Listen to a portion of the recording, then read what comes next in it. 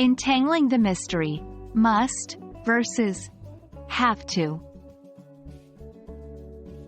Hello language learners, and welcome to our new lesson. Today, we're going to delve into a topic that many English learners find confusing: the difference between the modal verbs, must, and have to. They seem similar, but they're not quite the same. By the end of this video, you'll understand when and how to use them properly. Firstly, let's look at the modal verb, must.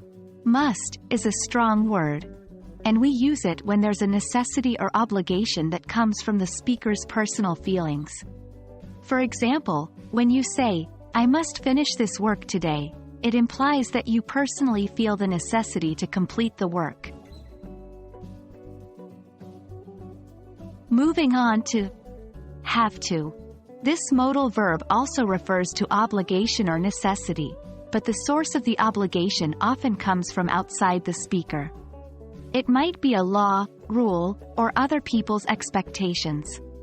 So, if your boss says, "You have to finish this work today," the necessity comes from your boss, not from your own feelings. When we compare must and have to, it's all about who imposes the obligation or necessity. Is it a personal belief or an external requirement? Remember, must is for personal, and have to is often for external. A common mistake is using must when the obligation is external, or have to when the obligation comes from personal feelings. For instance, saying, "I have to stop eating sweets.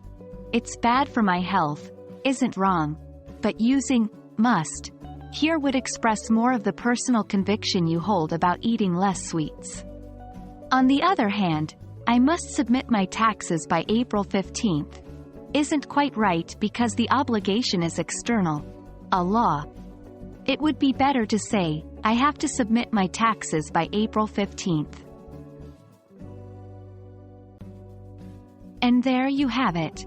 We hope this video has helped clear up the difference between must and have to. With practice, these subtle differences will become second nature to you. Remember, language learning is a journey, and every step you take gets you closer to fluency. Thanks for watching, and see you in our next lesson.